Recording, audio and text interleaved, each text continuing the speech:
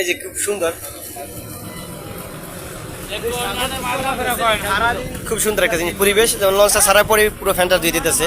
আর অন্য লঞ্চে তো ফ্যানটার মধ্যে এত পরিমাণ ময়লা যা বললে বোঝা যাবে না।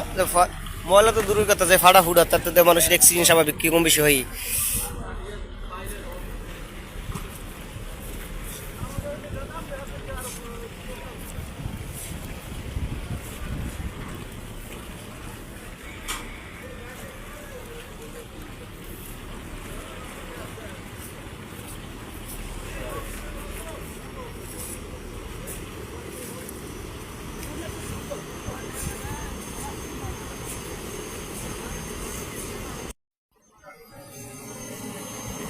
দিয়ে দিবেন।